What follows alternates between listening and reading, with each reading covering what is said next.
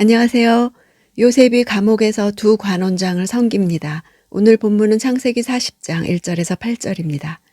1절. 얼마 후 이집트 왕의 술 맡은 관원장과 빵 굽는 관원장이 그 주인인 이집트 왕에게 잘못을 저질렀습니다. 두 직책 중 특히 술 맡은 관원장은 왕이 가장 신임하는 자입니다. 독살이 성행하던 시대의 왕들은 자신의 생명을 맡길 수 있을 정도로 신임할 수 있는 자를 이 자리에 앉혔습니다. 기록에 의하면 왕들은 정치적인 이해관계가 상대적으로 없는 이방인들을 이 자리에 많이 기용했고 이들은 왕들의 최측근이 되어 큰 영향력을 행사했습니다. 그러므로 왕에게 청탁을 하거나 잘 보일 일이 있는 사람들은 당연히 술 관원을 통하는 것이 일상화되어 있었습니다. 그래서 이 자리는 큰 명예와 부를 가져다 주었습니다. 느헤미야가 페르시아 제국에서 이러한 위치에 있었습니다. 이들은 자신의 고유한 업무 외에도 국사에 대해 조언하기도 하고 왕의 개인적인 말벗이 되어주기도 하는 관리들이었기 때문에 큰 권세를 지니고 있었습니다. 2절. 바로는 그의 두 신하 곧 술 맡은 관원장과 빵 굽는 관원장에게 진노했습니다. 2절은 1절에 언급한 두 관리의 직위를 좀 더 정확하게 설명하고 있습니다. 술 맡은 관원장 할 때 관원장이 다른 단어를 써서 술을 따르는 자들의 우두머리 이렇게 직역할 수 있습니다. 즉 왕을 시중 들고 음식을 준비하는 많은 사람들을 전체적으로 관리하고 감독하는 위치에 있는 지도자라는 것입니다. 떡 굽는 관원장 역시 떡을 굽는 자들의 우두머리란 뜻으로 왕의 식사를 준비하고 만드는 많은 사람들을 전체적으로 감독하는 지도자를 가리킵니다. 이들은 단지 개별적으로 왕의 수종만 드는 관리가 아니라 자신의 수하에 많은 사람을 거느리고 관리하는 높은 직위의 사람들이었음을 알 수 있습니다. 3절. 바로는 그들을 경호대장의 집에 있는 감옥에 가두었는데 그곳은 요셉이 갇혀있는 감옥이었습니다. 갇혀있다는 단어는 속박하다, 짐승들을 묶다 라는 뜻이 있는 단어입니다. 요셉이 감옥에 갇힌 초기에는 밧줄에 묶여서 일정 기간 계속 고통당했을 것입니다. 그들이 요셉이 갇혀있는 곳에 갇히게 된 사실은 이후 요셉의 생애가 이 두 관원장과의 만남으로 큰 전기를 맞이할 것을 암시합니다. 4절. 경호대장은 요셉에게 명령해서 두 신하를 시중들게 했습니다. 그들이 얼마 동안 감옥에 갇혀 있었습니다.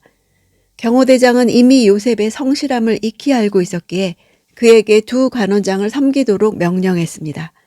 이로 보아 경호대장 보디발에게 있어서 이 두 관원장들은 함부로 할 수 없는 사람들이었음이 분명합니다.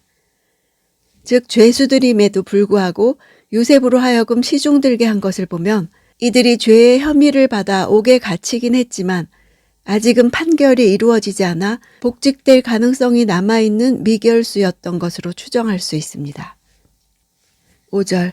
감옥에 갇혀있는 이 두 사람, 곧 이집트 왕의 술 맡은 관원장과 빵 굽는 관원장이 꿈을 꾸게 됐습니다. 각자 같은 날 밤에 꿈을 꾸었는데 그 내용이 서로 달랐습니다. 요셉의 일생에서 꿈은 중요한 모티브로 등장합니다. 따라서 본문에서 꿈이 언급되는 것은 요셉의 생애에 있어서 또다시 중대한 전환이 있을 것을 암시한다고 볼 수 있습니다. 꿈을 꾸었다 해서 꿈은 단수, 꾸었다는 복수로 쓰여 있습니다. 두 사람이 꾼 꿈이 서로 다른 내용이었지만 그 근본에 있어서는 하나님께서 주신 초자연적인 꿈이었음을 보여줍니다. 6절. 다음 날 아침 요셉이 그들에게 왔을 때 그들이 침울해 있는 것을 발견했습니다. 침울하다 하는 단어는 기본적으로 경노하다 하는 뜻을 가지고 있습니다. 파도가 세서 바닷물이 뒤집어진 상태를 말합니다. 히브리적인 표현으로 근심 걱정으로 뒤집어져 있는 마음을 뜻합니다. 8절. 그들이 대답했습니다. 우리가 꿈을 꾸었는데 꿈을 풀이해 줄 사람이 없구나. 요셉이 그들에게 말했습니다.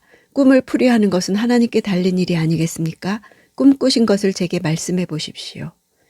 여기서 하나님은 엘로힘, 유일신 여호와 하나님뿐 아니라 당시 고대 사회에서 초자연적인 힘을 갖고 있다고 믿었던 존재인 신을 가리킬 때도 통상적으로 사용한 명칭이었습니다. 그래서 요셉의 말을 들은 두 관원장은 엘로힘을 단지 이집트의 여러 신들 중 하나, 특히 꿈의 해석에 관여하는 신 정도로 생각했을 것입니다. 그러나 요셉은 명백히 아브라함과 이삭과 야곱과 언약을 맺고 지금도 자신과 함께 하시는 하나님을 말하고 있는 것입니다. 요셉은 당시 이방인이 꾸는 꿈조차도 하나님의 주권 안에 속한 것임을 당당하게 고백했습니다. 꿈이란 인간의 의지로 좌우할 수 없는 것입니다. 요셉의 생애에 있어서 꿈은 하나님이 계시를 전달하시는 방편이었을 뿐 아니라 그의 생애에 중대 사건들이 발생하게 되는 직접적 계기가 되었습니다. 원천적으로 요셉이 이집트에 팔려오게 된 것도 자신의 두 번의 꿈 때문이었습니다. 그가 이집트에 오게 된 것은 그 옛날 하나님이 아브라함에게 주셨던 이스라엘 후손의 400년 노예 생활 예언이 성취되기 위한 과정이었습니다. 하나님은 요셉을 둘러싼 각종 꿈 사건들과 이를 계기로 발생한 요셉의 인생의 역경과 극복을 통해 장차 이스라엘 민족을 이룰 야곱 일가의 이집트 이주라는 당신의 시대적 섭리를 성취시키셨던 것입니다. 고난이 고난으로만 끝난다면 이것을 묵묵히 견디는 것은 무의미하고도 어리석은 일일 것입니다. 그러나 하나님 안에서 당하는 고난은 공의와 능력과 사랑의 하나님 안에서 필히 승리와 영광으로 귀결되기 마련입니다.